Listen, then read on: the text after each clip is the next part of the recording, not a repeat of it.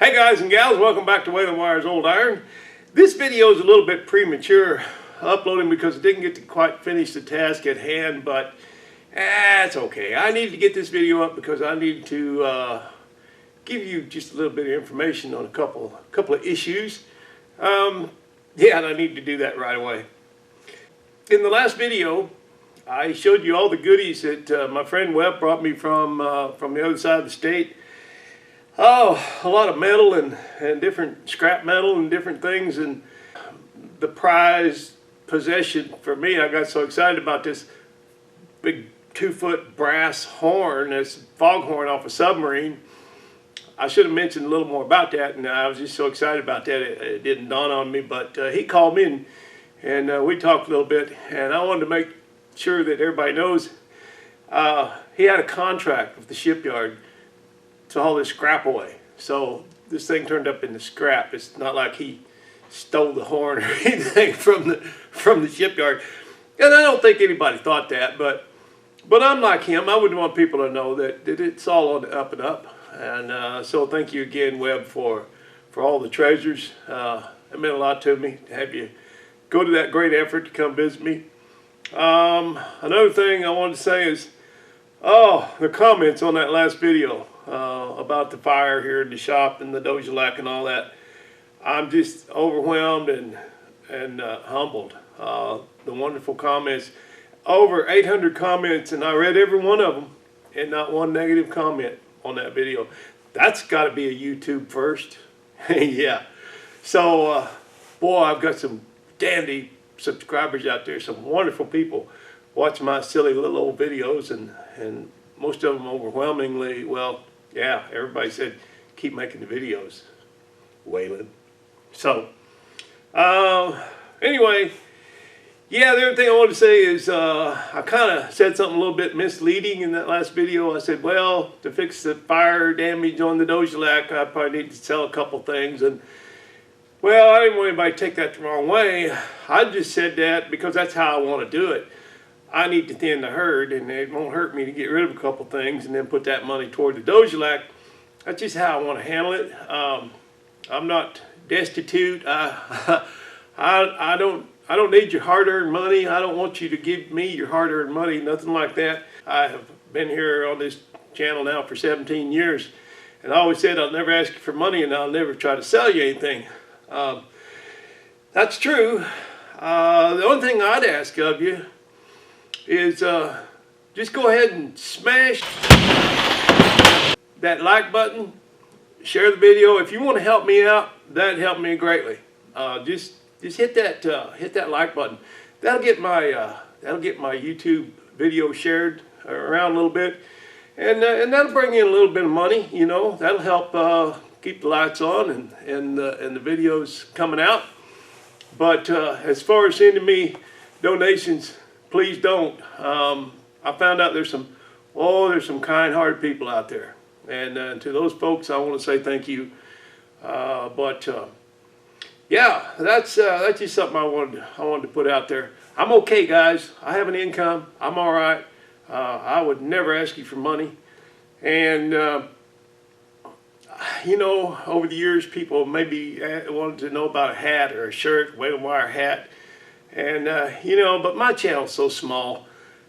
What am I going to do, sell 20 shirts, you know? And I don't know. I don't really want to do that. But, I mean, I would like to do it for the people that just want that, you know. But I don't know if it's a good idea for such a tiny little channel to go to all that effort and try to make that happen. And then, you know, it would fizzle pretty quickly, I'm sure. But anyway, I just wanted to say I appreciate all the kindness and to the kind people out there. Wow, I'm amazed. So I think that's about it. I think that's all I wanted to say. Just yeah, if you want to help me out, share the video, and that'll help me quite a bit, and I much appreciate that. Let's get on with this one and see what happens.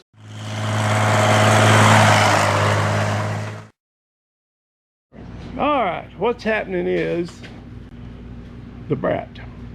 the Brat drove the Brat up here, and he got these lights for Christmas.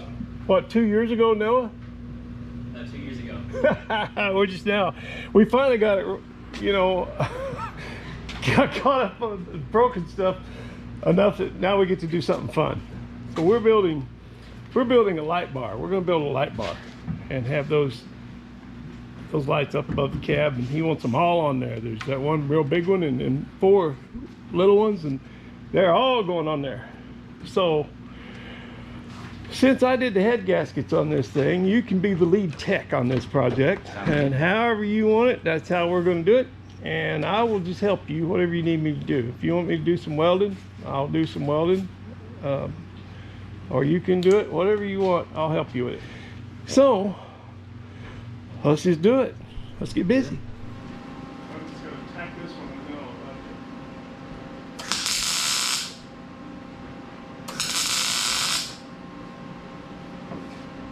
You right on?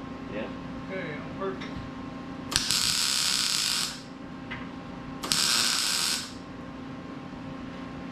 Oh, yes. There we go. Yeah. Bottom.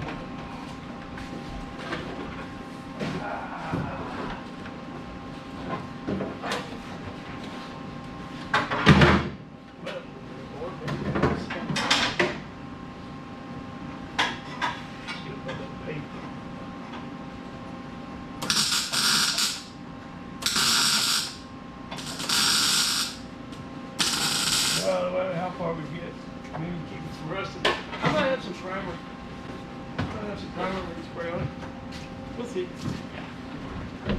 I'm just so happy to not be having to pull the engine out. Or rip out all the suspension or something.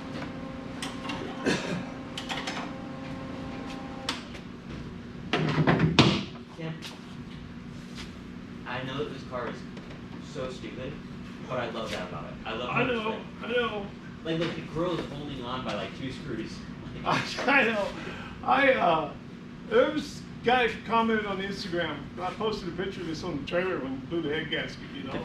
And the guy said, "Did I tell you that?" He said, "Why don't you get that guy? Why don't you get him a proper car?" Another guy said, "I couldn't agree more." I said, "Apparently you guys don't remember your first car and how much you loved it, but I do." Oh man, I loved it. Mine was a 41 Ford Coupe. Cost $100. And I got it to run. Old flathead, like we were talking about. Yeah. Man, they sound good. Wish it was missing some bad. It sounded real good, but for $100, what do you expect? Okay, so look at it come over here. You can see the highest part of the cab is right here, and the light's not even above the highest part of the cab. I think that's probably.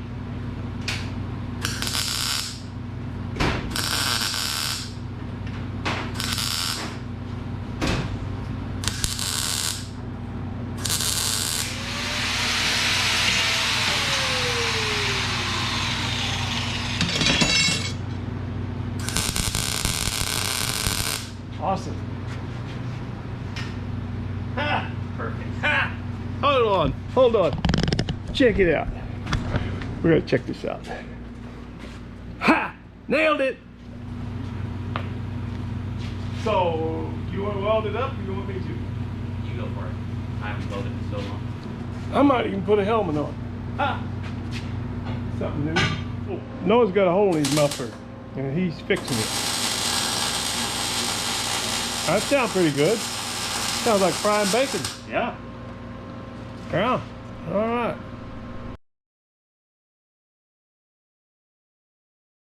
Yeah, when you do it like that, it's just called getting it finger tight. And then you put the wrench on it when your fingers won't tighten it anymore.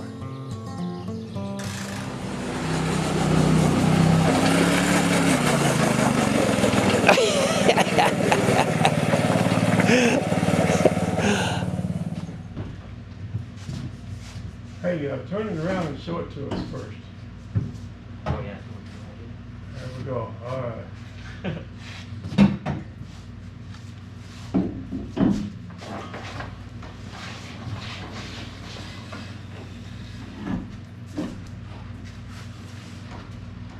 You know, it ain't bad, Noah.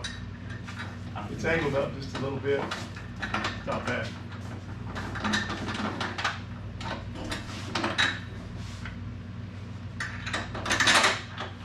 Yeah, that's not bad at all. If that's got any depth at all, it's gonna be right in front of the. All right, now, next time, Noah will build these braces down to the Yeah. wheel well. You gonna hold that? I'll get you some wrenches. 9/16. Yeah. All right, you got a wrench up there? Had one. Did you pass me that? There's a bit. Yeah, it's on there. Don't you need a end wrench? No, it's good. Okay. Okay, fine. All right. Go on up.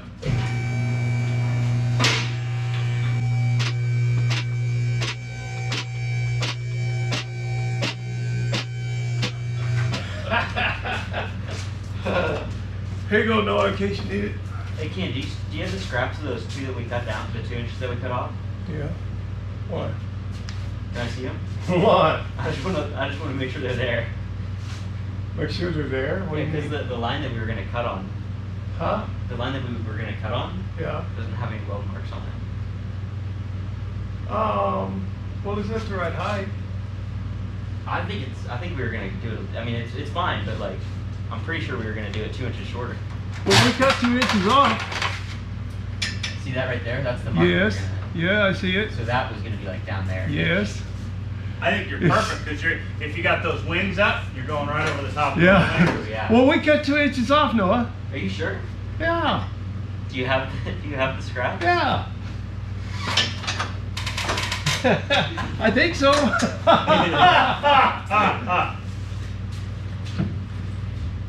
Yes. Okay. Right here. Yeah. Yeah. There we go. Well, how come we didn't cut more off? That's what I'm. Because now it's going to look like you didn't want it to look. Well, Well, we can take 2 more inches out. we'll do that later. We'll do that way later. Yeah, we will do it later. But we can take 2 inches out if you want to. Yeah, I think the way the angle of that light, the way the light has slid over the front of the pipe, you're probably in a better situation because if you come down 2 Yeah. inches now, you're gonna be shining the lights into your sunroof. Yeah. Yeah, but we can put some shims over that and straighten that up. I'm not worried about that. Then what the? You can level it up. Then what are? Then why didn't? Never mind. I gotta go up a little more. All right, go for it. Can't get under. Fine. Yeah, we cut 2 inches off, and I thought that was what we wanted. Yeah, I thought so too. I mean, the marks are still there. The marks that we were gonna cut to are still there. Well, Sounded like the start of an old joke. You know where those 2 inches went? and a fine time was had by all. Okay, get on the back one, Noah. Got it. Well, now I can't get up there because the lift is in the way. I can't get my hand in there, Noah. Wait a minute. Maybe I can. Try this. I got this big old paw, big old gorilla paw. That ain't gonna make it in there. Oh, oh. Oh, you're doing the front one You know, first? I don't know. I can't see. I'll just, yeah, it must be the front one. Push down on it, please. Thank you. Because I can't reach any further up. Somebody took the wheels off this thing, so we can't set it down.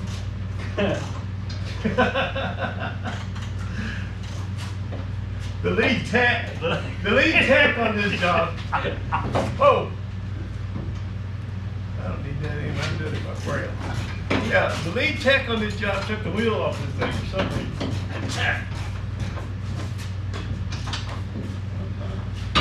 Okay, Gordon, go to the other one. Whatever that- yeah. Which one you on? Back. All right. Hey, once it's on there, I can just use the zip gun to zip it on. All right, zip it on. Zip it. Use the brrr, brrr.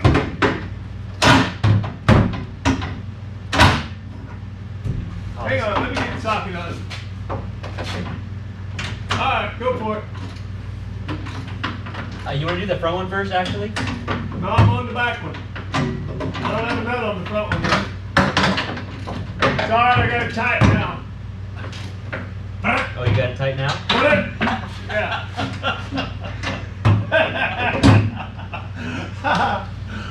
Okay, there we go. Tell me when. Let it rip. Say, Chip. Alright. We're good. How's it look, Noah? Looks good. Good. So we need to clean up the shop. Yeah. The old man's getting tired. So am I.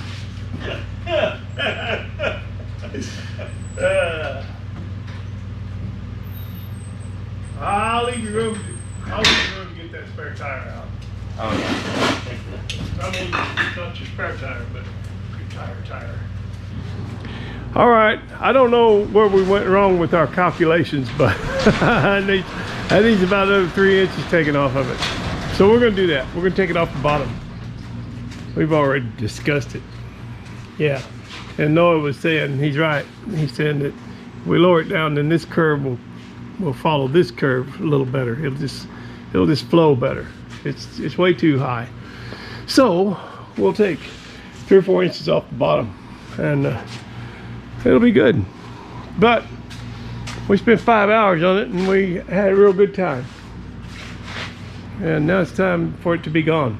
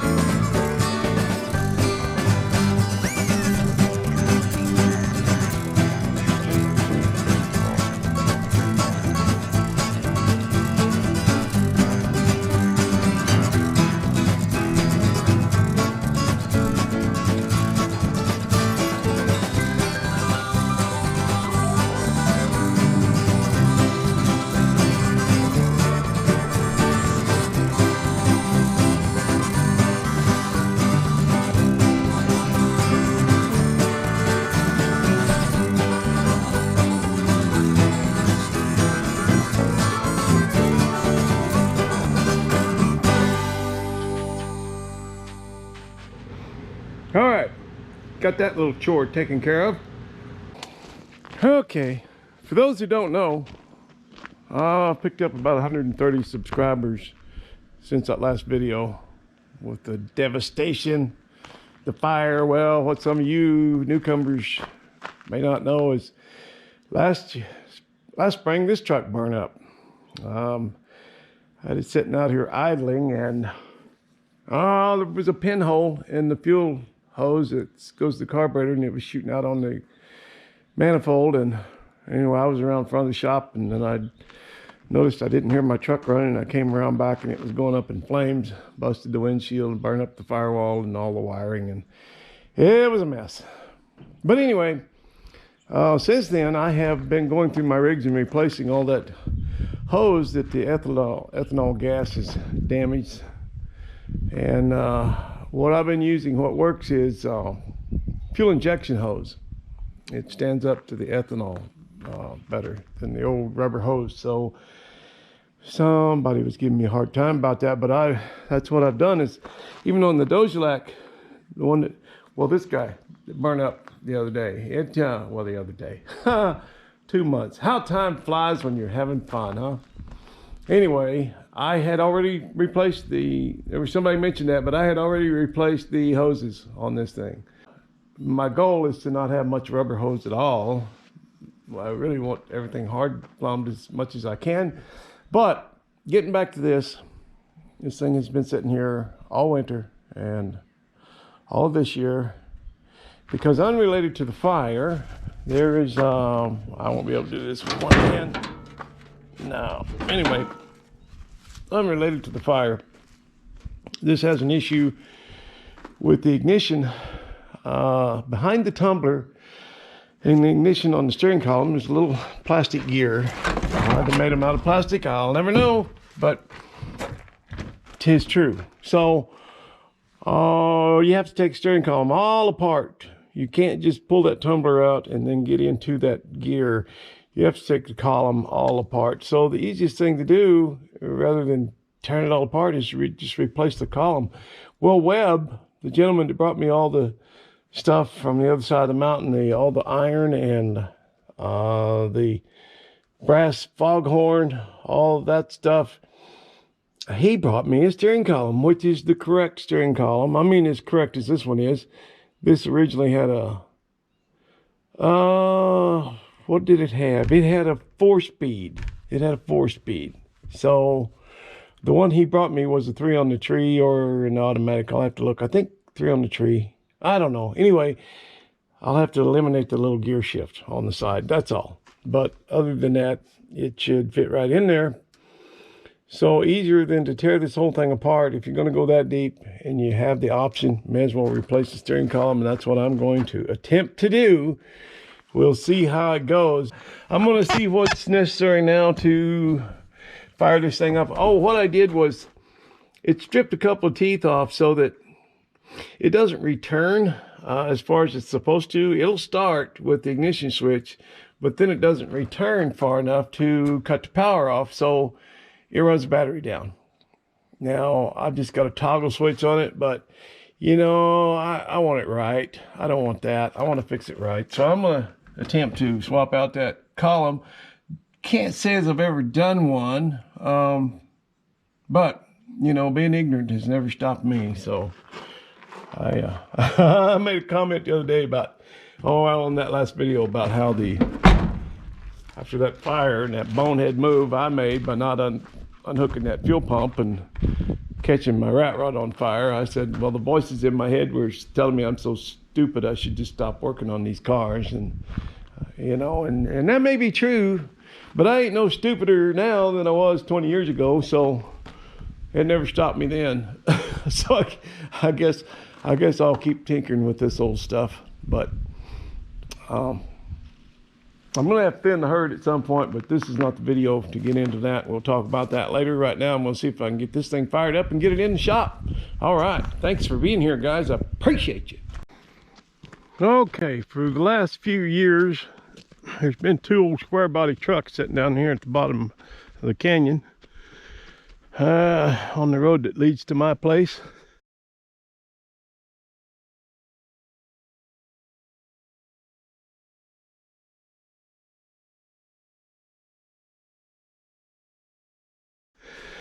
And this is one of those. This is a 78. Man, I want you to look at that fit and finish on that hood.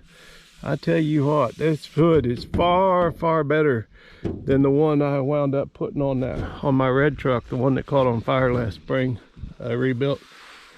Yeah, this is an awesome fit. So 78, the grill's still good in it. Could use a little paint, but the 4x4, as you see, and it's pretty straight. The trim's a little messed up on that door, but there's a little bit a little bit of cancer in this fender right here, but I'm amazed at how straight and clean this thing is, because usually they're rusted out right here really bad, because that was just a design flaw. The mud would pack in there and that stays wet and it rot out. And almost every square body you find around here, at least, my little brown truck is that way, and my red truck was before I fixed it. So there's a little bit of rot right there, but it's pretty amazing. So the only thing, it's got somebody's replaced the door. There's a little alley in that door, but the thing is, my little buddy Bridger, he's 10 years old, but he's known since he was about 7, at least, I guess, somewhere in there. He knows what he wants to drive, and he wants a lifted 4x4. Well, his dad's got a lifted 4x4, some big 30-some inch tires on it. I don't know what they are. He's sitting down there by the old house here on my property, because when they moved to Montana, he stored a couple rigs here. Well, more than a couple. There's one of them out there. He's had a couple Firebirds here and some other rigs. But anyway, he's taking them home one by one. He's getting his shop built on his new property, and they're coming to get them. So anyway, I think this truck, I think Bridger wants this truck as a platform for his build. And that just makes me really happy if this thing can go to the cause, you know, if that'll help Bridger out. He said, you know what you want for it? And I said, well, yeah, I want $500. And he goes, well, we can do better than that and give you more than that for it. I go, no, I'll give you enough money to fix up a snowplow, and it'll help Bridger out. Well, then that'd be a wonderful thing. So yeah, it's got a little cancer. There's a little bit under the door there. I didn't notice that, but overall she's pretty straight, and they'd be doing some body work on it anyway. So that green door, that's not a big deal. But anyway, I think that's where that one's going to go. He said he wanted it. So yeah, I've been looking for a snowplow, because last winter I was out on that tractor and it was 11 degrees, and I was made it as far as the gate down there on my driveway, blowing snow with a snow blower on the back of my tractor, and I froze out and had to come to the house. And I decided after 30-some years that plowing snow or blowing snow with that old tractor, it's just not as much fun as it used to be. And that morning it was 11 degrees, and I cried uncle and called my friend, and he ran up in his Blazer and came plowed my driveway, and I jumped in with him, and he says, all right, I said, this is the way to go. You got a nice warm heater in there.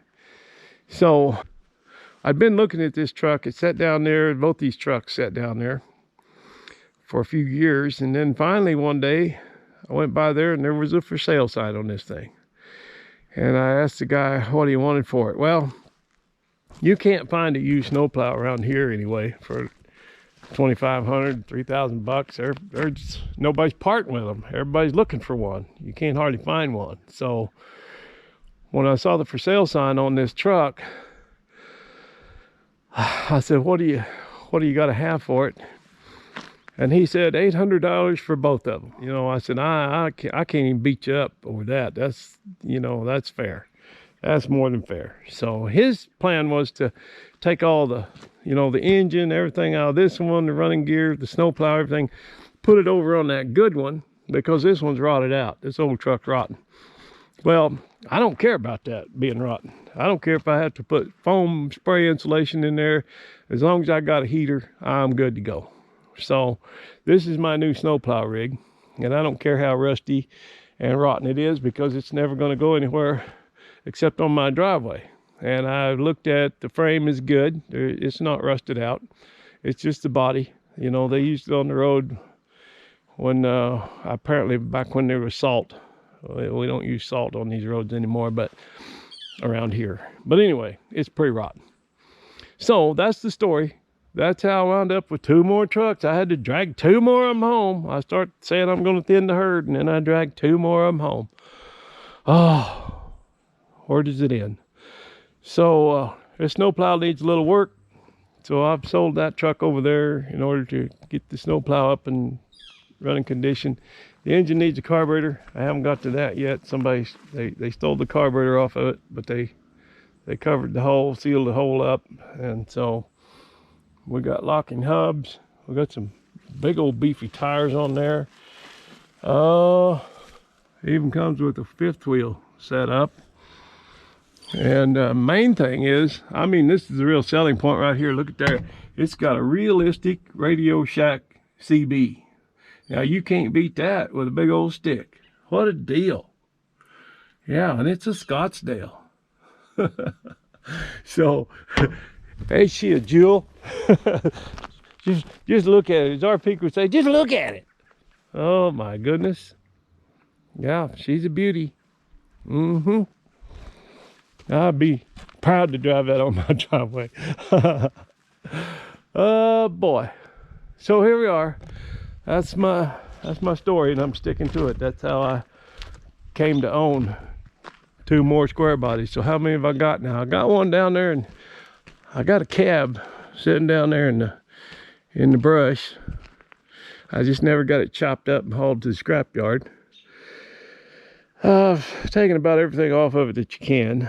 Anyway, so there's 1, there's 2, although that one's just mine temporarily. It's gonna have a new home. That's 3, that's 4, that's 5, and then there's another one that's not mine, but it's down by the old house down there. So yeah, we got no shortage of square bodies. All right, that's enough. Okay, guys, that's going to do it for this one. I really thank you for coming by. I know we didn't quite get to finish the project, but we'll get around to it. And there's some other things in the works that I want to show you in some videos coming up. There's some new stuff going on, so we'll get to that. But until then, you know I sure do appreciate you. And we'll see you next time right here on Whale and Wire's Old Iron. Thank you.